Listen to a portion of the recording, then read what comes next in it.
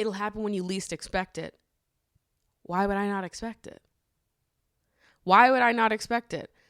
I am so cool and awesome. What the fuck do you mean? Someone meets me and they are like, wow, Maddie's like really fucking cool. I kind of would love to spend more time with her. Yeah. Yeah, no, that actually makes total sense. God, some people are so smart. Like, what do you mean what'll happen when you least expect it? I always am going to expect it.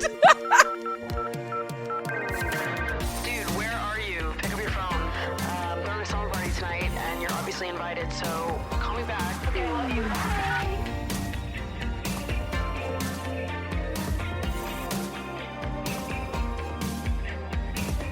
What's up, you guys, and welcome back to Emotionally Online, the weekly slumber party for spilling guts and sharing secrets.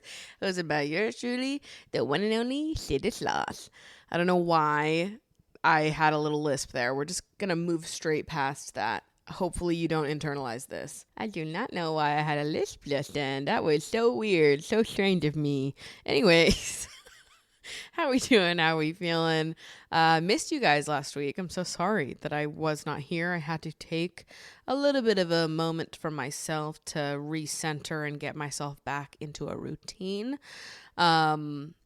which I am so excited about. I really am craving a routine. I can't speak today. Like, what's happening? Why do I keep saying things weird?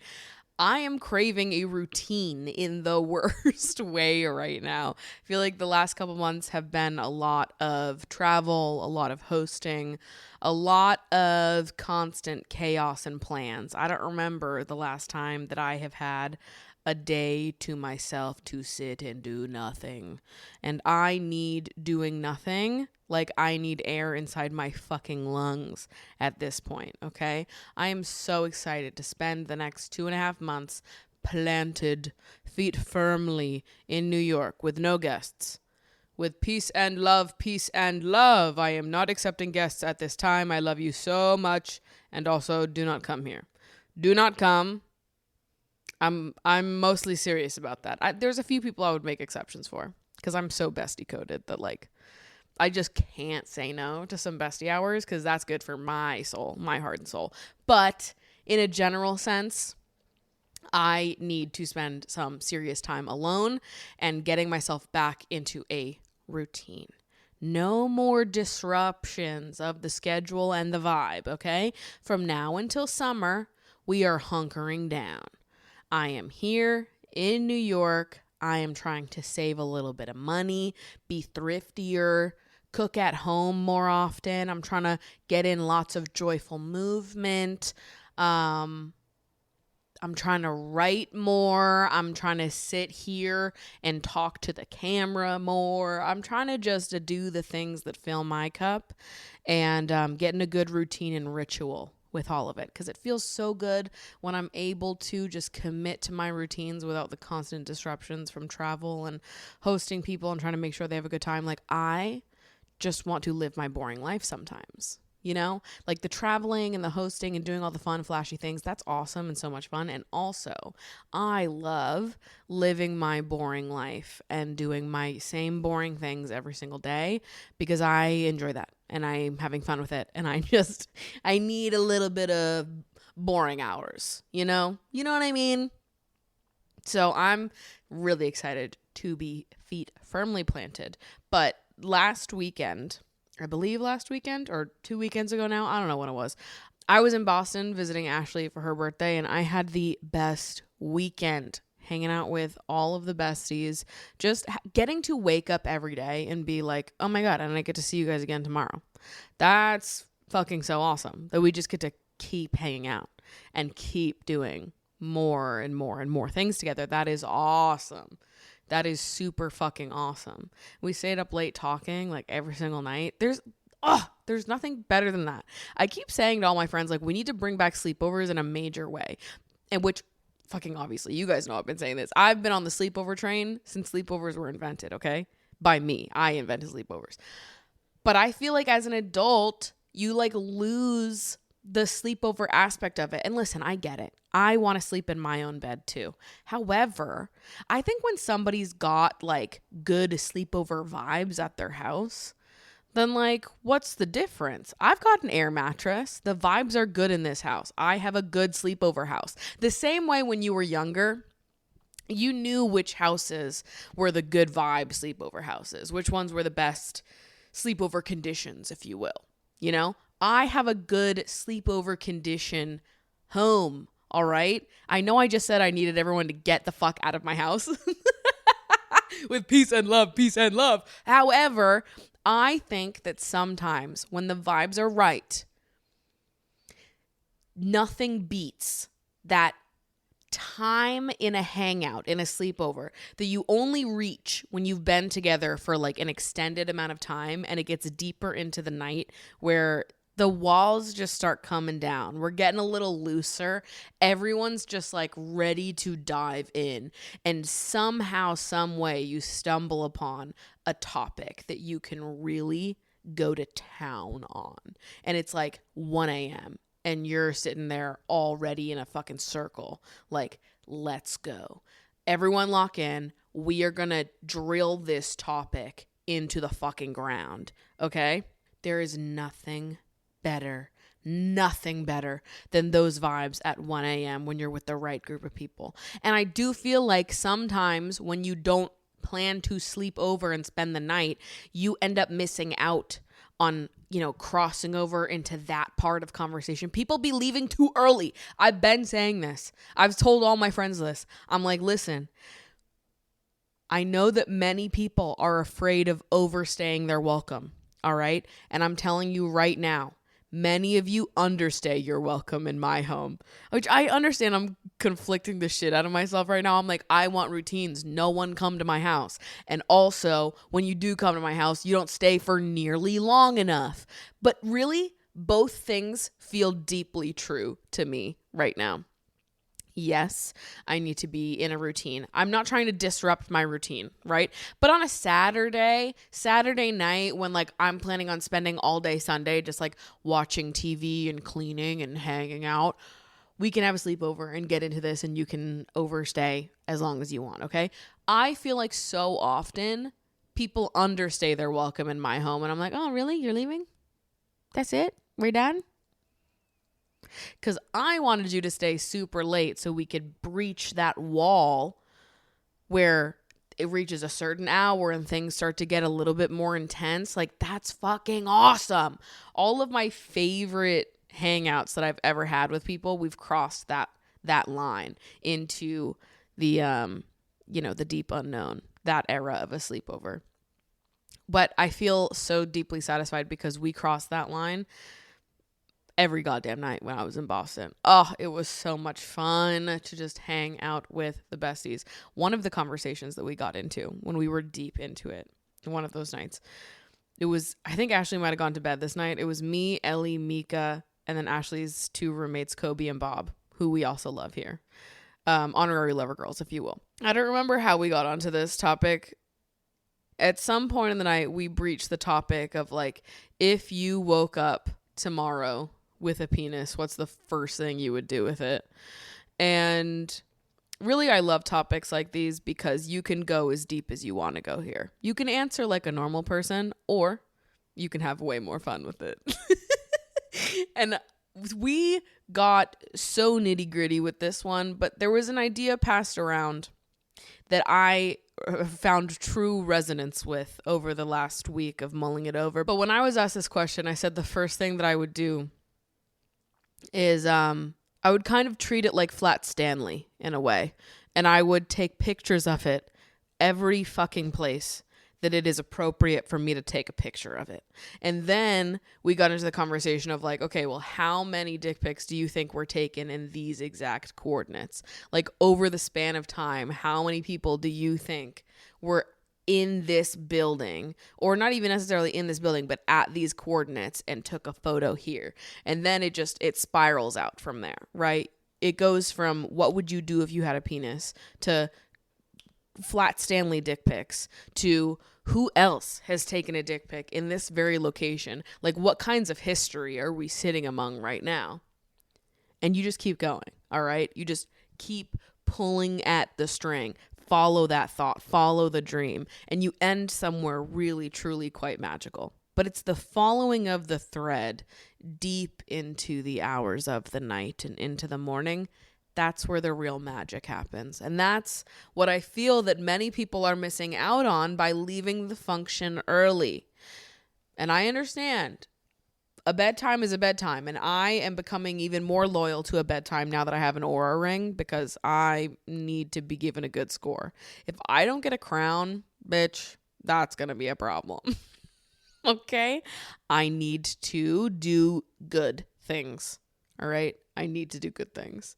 So I understand. You got a bedtime. You've got a certain amount of hours you want to sleep. I totally get that. And also, sometimes the social win of extending into those deep hours does so much more for your body than sleep ever could. And that's coming from someone who loves to get a good 8 to 10 hours of sleep each night. And if I don't, I do feel like there's something a little wrong with me. The next time you wonder, like, oh, am I overstaying my welcome? Consider the possibility that you could also be understaying your welcome. And as a result, you could be missing out on some true, scientific research that can only be brought up past a certain hour once you've been in conversation with people for a significant period of time. We also went to a nude spa while I was in Boston, and it was awesome. It was so awesome. I feel like I'm going back into my Free the Nipple era. We're going back to 2016.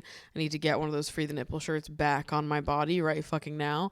We're going Free the Nipple Tumblr, okay? That is the era that we are in post exiting that spa, because I can't tell you how fucking awesome it is to have your tits out. Like, it is so awesome. It is so awesome. I love having my tits out.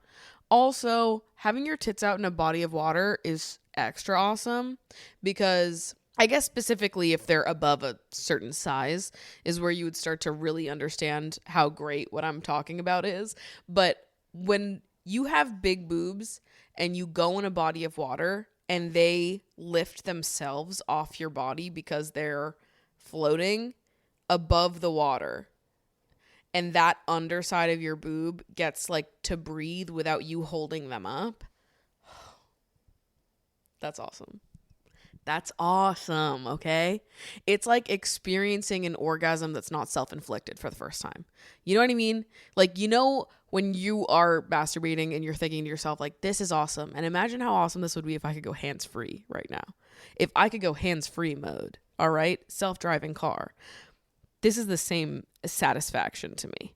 Going into a body of water in a place where I'm allowed to be nude and allowing my boobs to enter anti-gravity mode, okay?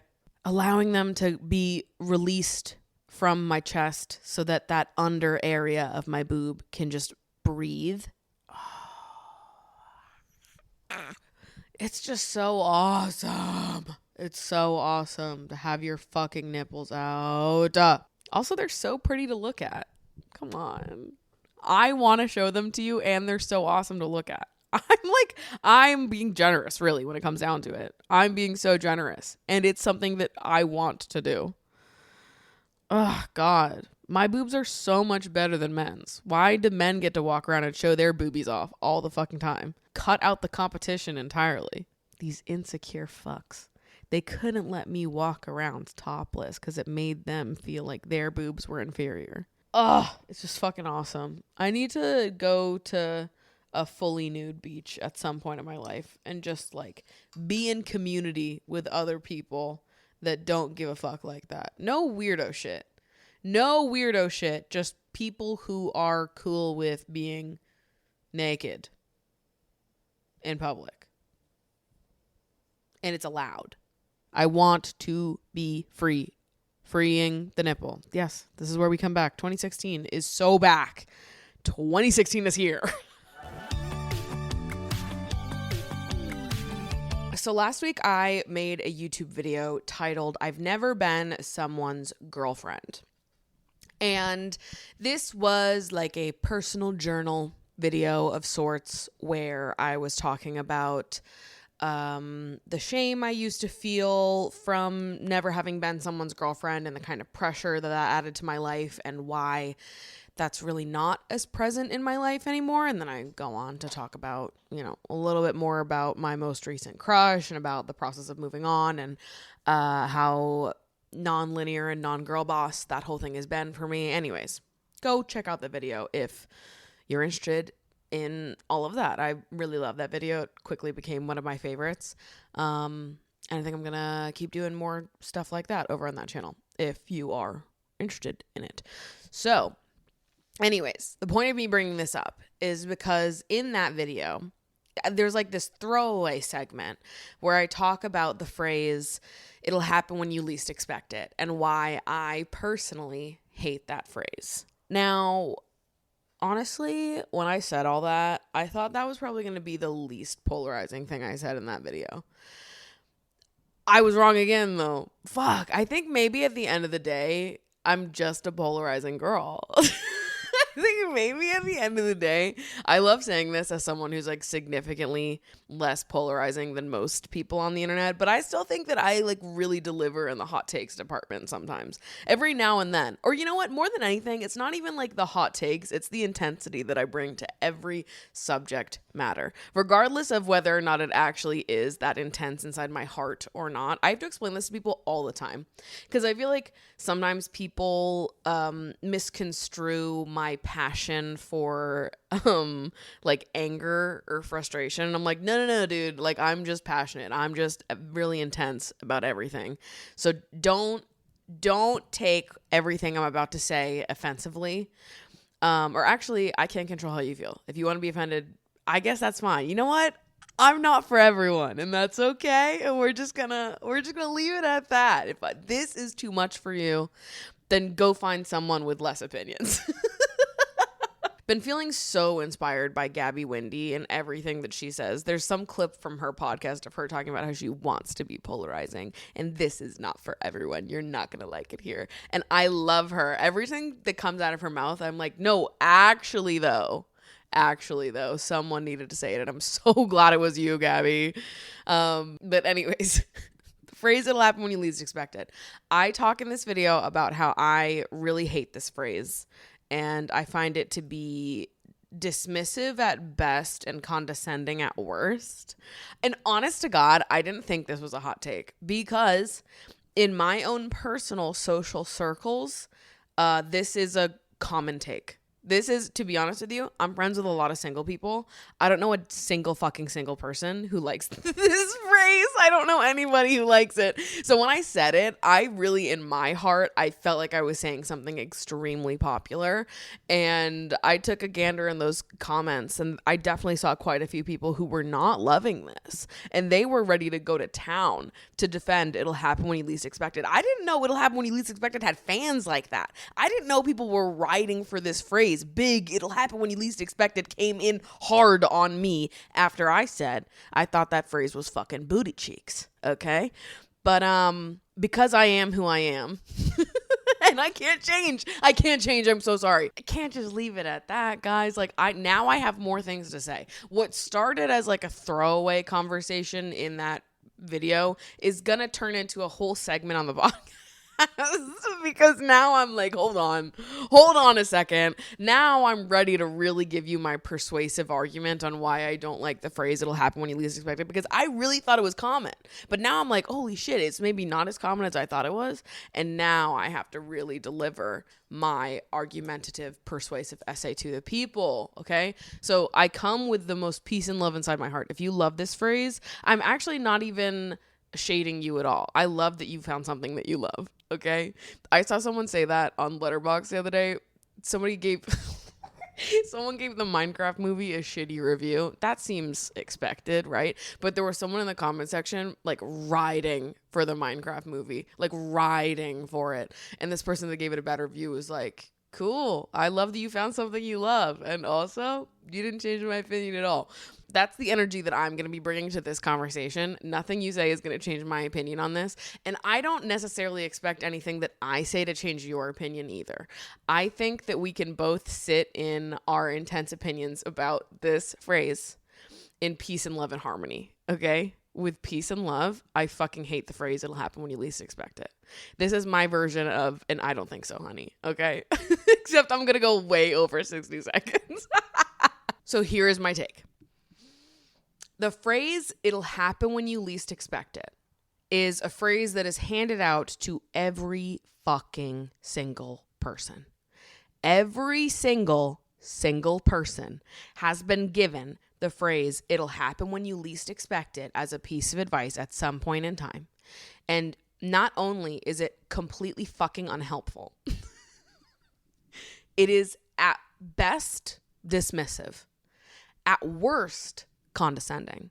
And ultimately, my point here is that the volume with which this piece of advice is handed out is at a largely disproportionate amount compared to the volume of people that would resonate with this, or that it actually makes sense as a piece of advice to give someone. My point is not to say that this has never been true for anyone. Fucking obviously, there are people who meet people via happenstance all the time, a happy accident. They look at their relationship and they think, oh, I had no idea this was happening. I didn't expect it at all. There was no part of me. I had given up on love. I hated it. I never was going to find love again. I was over it. And then it found me. I'm sure there are people who really resonate with the phrase, it'll happen when you least expect it, because that mirrors their own personal experience. However, I do not believe that most love happens when you least expect it. And I think that that is a stupid and unhelpful phrase to hand out to single people. Boom. I just think it is a lousy response to give someone who is opening up to you about their frustrations in dating or their longing for romance and hope of finding the right person for them.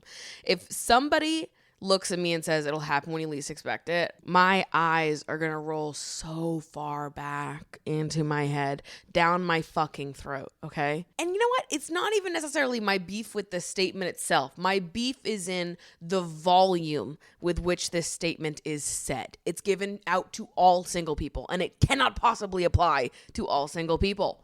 I don't like it. I don't like how popular this phrase is. Maybe that's my beef.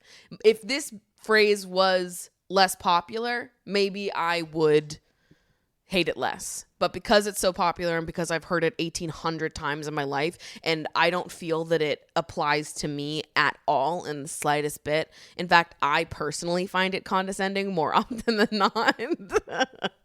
Well, also, here's the thing. Nobody's saying this to me. Nobody's saying this to me because people that I'm having these kinds of conversations with are far more thoughtful and are not giving me, pre-baked responses from the advice factory.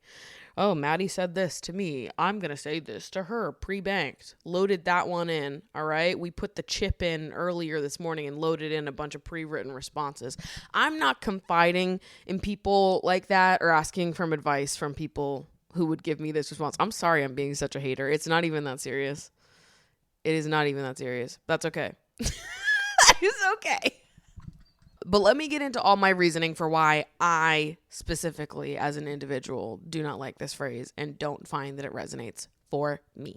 Okay. Number one is that I don't like the idea that the only way to be energetically open to something happening in your life is that you have to be at some level aloof about it and not care. It starts to get a little bit too cool girl for me. I do not personally resonate as someone with a too much gene with the idea that we need to care about things less in order to procure them in our own lives. Like, I know another phrase that people love is I don't chase, I attract. I get it. And also, I chase and I attract, you fucking bitches. Bet you didn't see that one coming. I don't like the idea that we have to not give a fuck about something in order to bring it into our lives. That like we could be too passionate, too intense, too full of desire for something that we could like remove it from the orbit. We could anti-manifest it by giving a fuck about it. I think that is so dumb. So dumb. I do. And this take in the YouTube video came off the heels of me saying that my yearning for love and accepting that part of myself gave me a certain kind of freedom because I feel so clear on what it is that I want. I feel totally unsuppressed in my desire, that I'm not stressed out about when it happens or who it's happening with, because that clarity feels quite calming to me. But I wanted to make clear once I said that I wasn't on some it'll happen when you least expect it, just focus on yourself type shit, because that feels dishonest to me. I believe that there is a world, and I believe this because this is the world that I currently live in, but I believe that there is a world where your openness about wanting love, your clarity about that, your acceptance of that desire, of the part of yourself that longs for love, your acceptance of that part of yourself provides you with enough calm that you do not feel shame about wanting it. You also don't feel shame about not having it. And you also don't feel a pressure for any kind of timeline at all. And me not wanting kids plays a role here, but, in general, me being honest about my openness to love, my optimism, my relentless optimism towards love is not rooted in wanting to escape singlehood or having any kind of dissatisfaction for my life as it currently is today. Maybe it is for you, but it is not for me. So when I talk about having an optimism for love and being a romantic and really looking forward to the day that I meet the right person for me, understand that that can coexist with me loving my solitude, loving my independence. And in many ways, these things have to go together, because I am also a believer that being comfortable with yourself, being comfortable and content in your own solitude is like a key part of making sure you end up with the right person, and that you're not just like, with someone to avoid yourself in some way. For me, there has been a world where I was able to lean into my desire for love, my desire for romance, my, relentless optimism about finding the right person for me.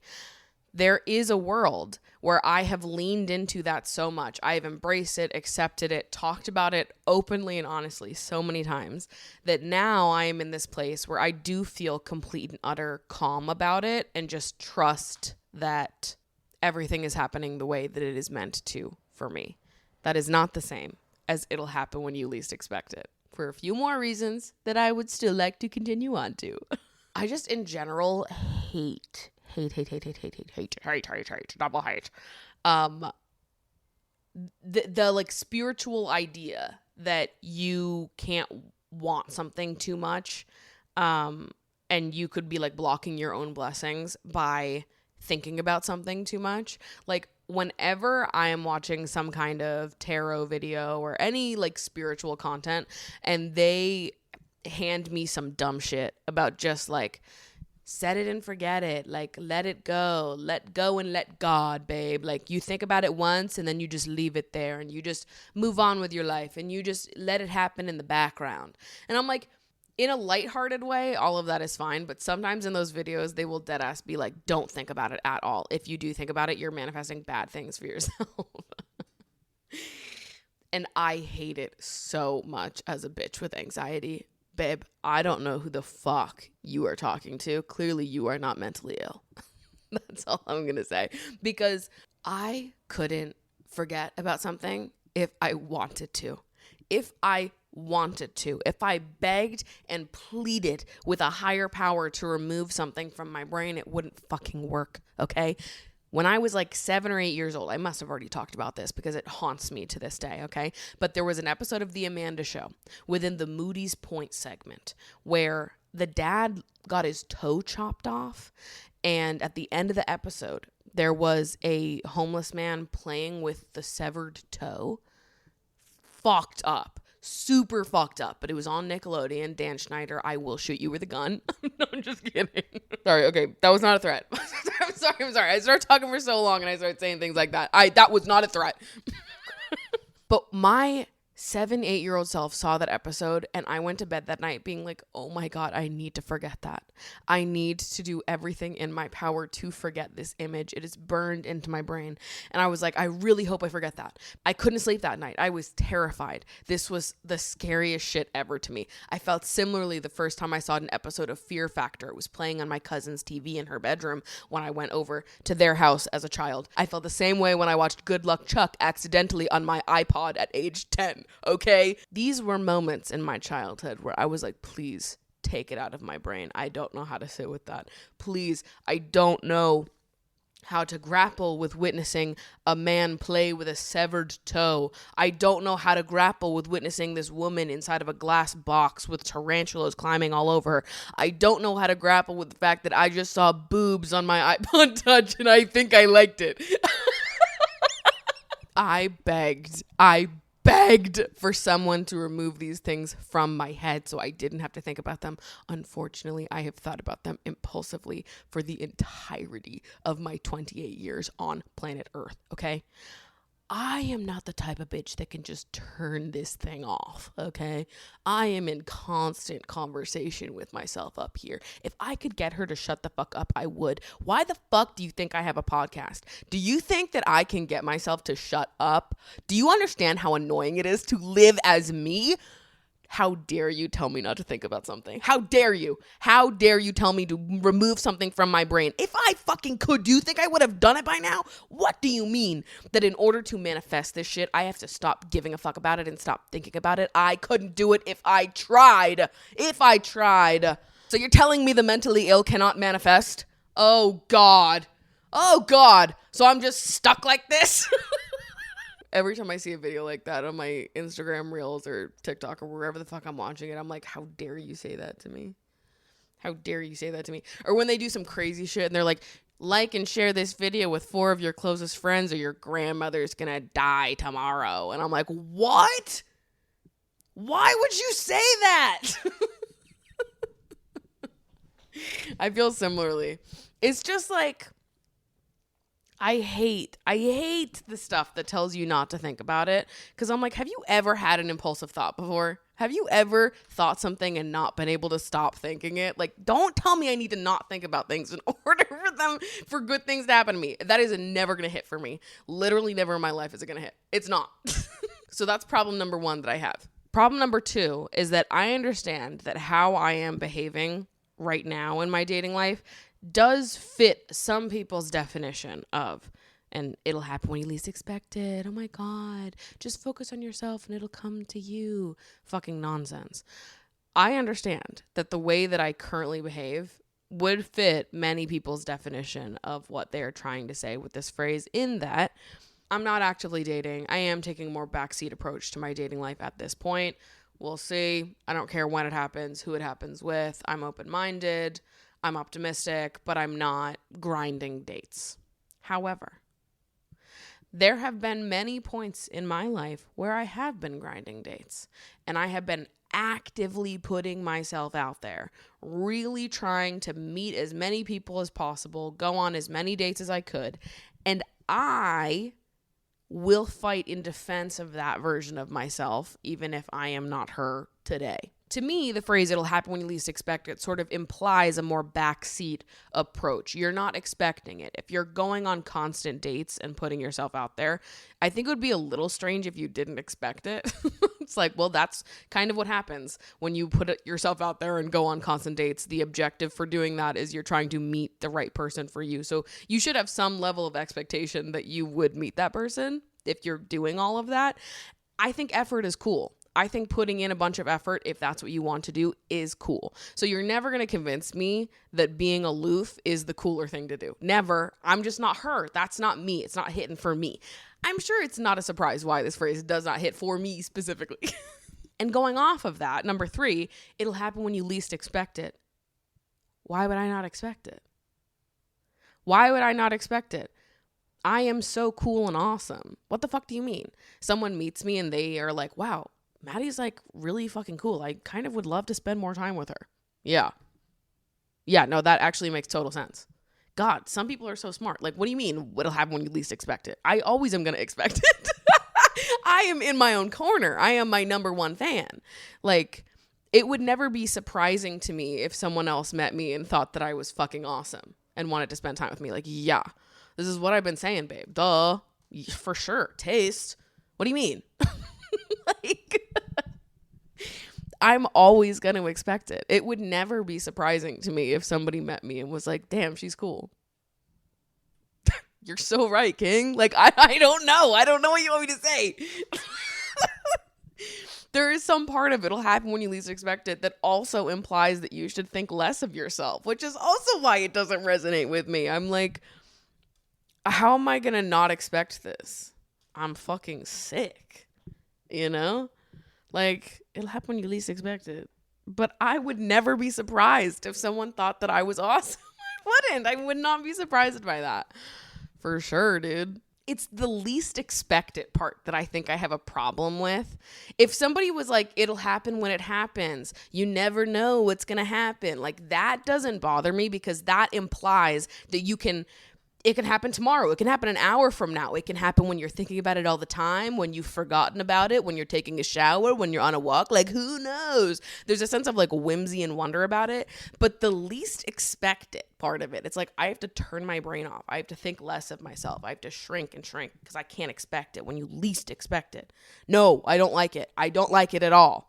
And finally, I will say that most of my beef with the phrase "it'll happen when you least expect it" comes from the context with which it is usually delivered. In that, usually in my life, when it's been said to me, it is coming off the heels of me talking about my frustrations in dating or my longing for romance. When I just shared something like pretty vulnerable, someone will be like, oh, it'll happen when you least expect it. Just focus on yourself. Do you. Like, it'll come to you, when you least expect it.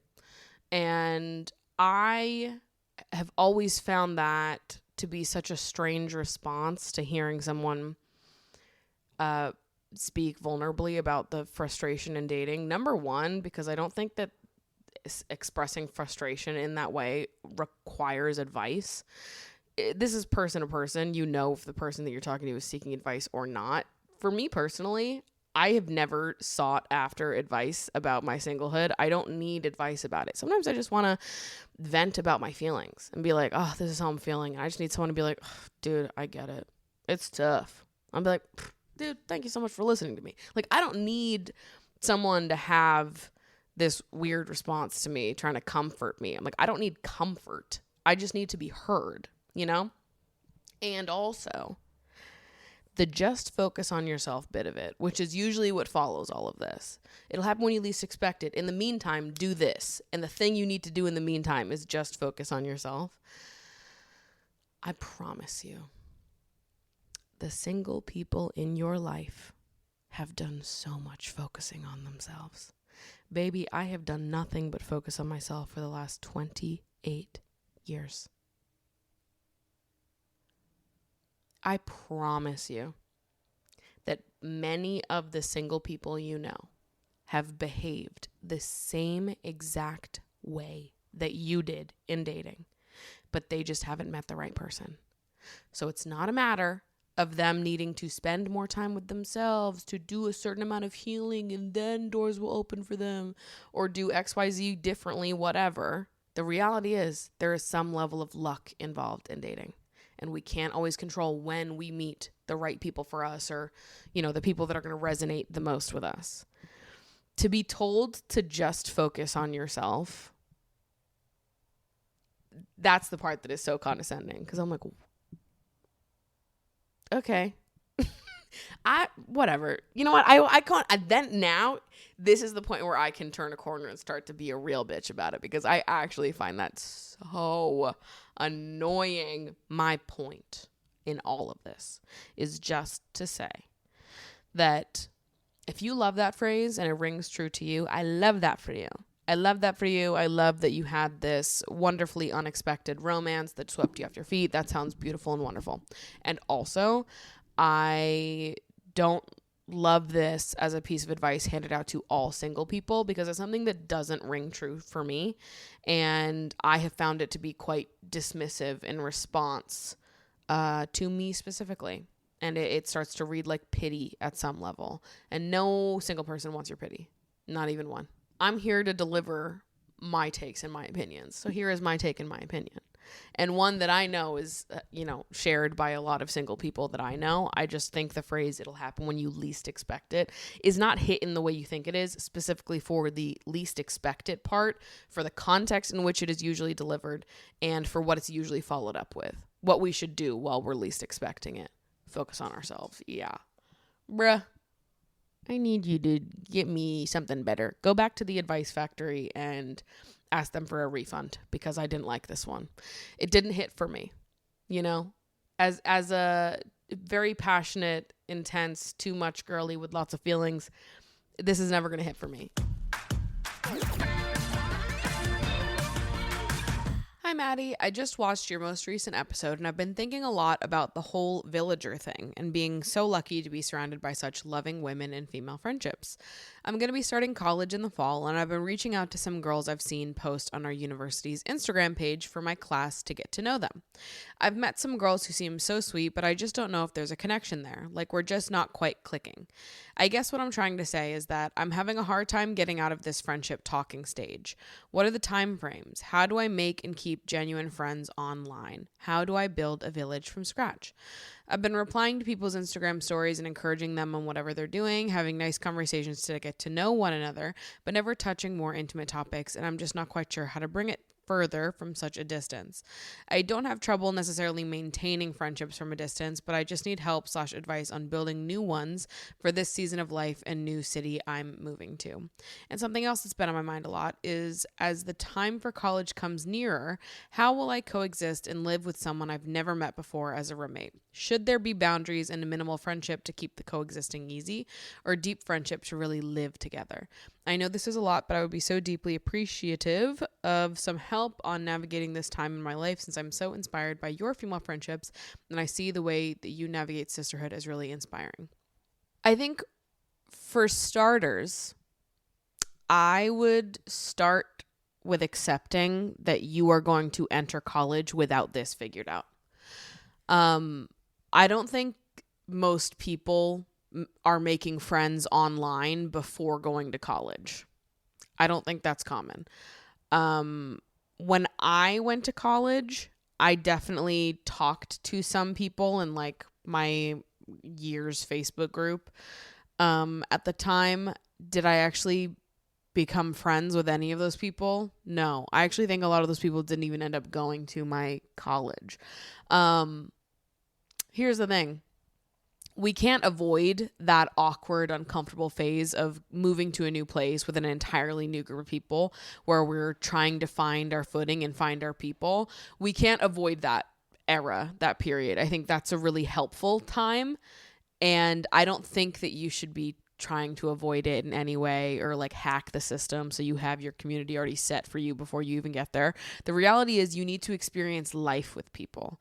You need to come across people, more organically and naturally. Meeting people online is great, and you definitely can meet people online. In general, though, in building community, like, you're going to meet people through your classes, on your floor, your roommates, friends of your roommates, like, you are going to meet people in so many ways. And freshman year of college is a lot of meeting people. You meet so many people.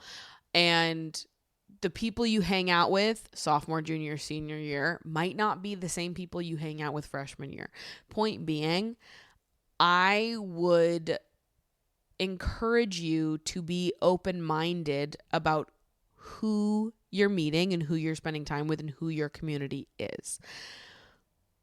I would also say that I appreciate your admiration of me and the friendships that I've been able to make, and what a high value friendship is to me in my life. And also, I'll tell you right now that at 28 years old, I still don't feel like I have completed my work here. I'm always looking for ways to expand my community, deepen my friendships, and finding someone who is more than just a friend but can be like a real villager to you, that takes time.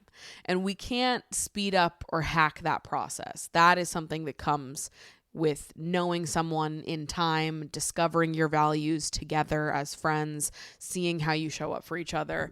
I think that like all you can do is show up as you, bring your vulnerable self to these friendships, experience life with these people, and it'll happen in due time, you know?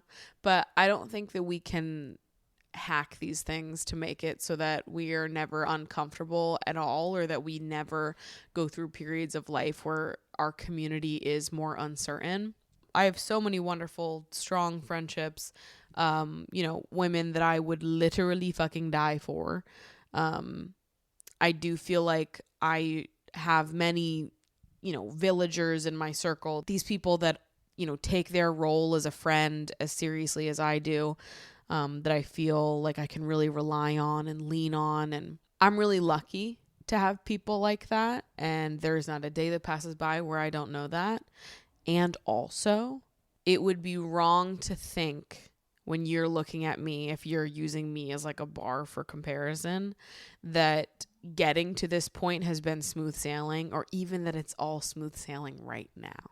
Like, I hope that you don't look at me and think that I have this like perfect, untouchable thing when it comes to the friendships in my life. Like, I am also going through the trials and tribulations of finding the right people for you. I just hope that you don't look at me and think that I have it all figured out, because I absolutely don't. And I'm still learning and discovering, the kinds of community that I want to have in my life. The whole villager conversation and why that TikTok resonated so much with me really came from the fact that I've had a few friendship breakups in recent memory that have just triggered a lot of reflections in me on like what kinds of friendships I'm looking for in my life. So please don't look at me and think that I have like I know some secret that you don't also know. Like, I am also in constant pursuit of building a stronger and more tight-knit community for myself. I think I've made a lot of great strides. I'm 28. I've got, a great foundation of people around me. And also, I feel like I have a lot more to learn as a person, and I have so many more people that I'm supposed to meet in this life. And as much as I would love to be like, and that was my last friendship breakup I'll ever have, and it'll never happen again. That's probably not true. You know what I mean? Like, this is a continuous learning thing. It's not just like you go from high school to college, and then once you're in college, you find this new friend group, and then you're good forever. Like, I'm 28 now, and my friends in college and my friends now, when I tell you there is very little overlap, like, just when did I graduate college? 2019? 6 years ago? What the fuck? I graduated college. Just shut up. What my community looked like 6 years ago is completely different than what it looks like right now. And 6 years from now, I'm sure it'll look different too. Granted, there are familiar faces in all of these eras, right? But community changes and we change, and it is okay to not have everything figured out. Villager type friendship is something that is going to take a while to build. So there is no time frame. And I wouldn't worry about making friends online before going to college. The reality is everyone goes into college not knowing anybody. Everyone starts there, okay? You go to college, every single person in your freshman class is going to be down to make friends. So don't stress about trying to hack the system before you get there to, give yourself the most comfortable starting point. I would accept that it's going to be uncomfortable and it's going to be different and it's going to take a while. And you might not feel settled for a hot minute, and that's okay. Navigating roommates in college is sort of an entirely different conversation to me. I was friends with my freshman year roommates. That was the only year that I lived in the dorms. After freshman year, I got apartments with my friends. So I never lived with someone that I wasn't friends with. I became friends with everyone that I lived with. Did it always end well? No, because some people live differently. And living with people is hard. When you live with someone that is significantly messier than you are, or you have different ideas of what clean looks like, or, you know, someone just generally lives quite different to how you live. Maybe they, you know, stay up till all hours of the night. Maybe they're someone that it takes like 5 to 10 alarms to wake them up in the morning. There's all different kinds of incompatibilities that you can have when it comes to living with someone. I think it's like, if you're friends with your roommate, cool. If you don't click and you're just more like cordial, you just live together, but you live together fine, that's fine too. Like, I don't think we need all the answers to these questions before we get there. I think we can just sort of live and learn in the moment. If you click, awesome. If you don't click, also awesome. And you sort of have to navigate that in the moment. And I think early college is a time of like major self-discovery and like learning really what your friendship values are, learning about how you want to live outside of your parents' home.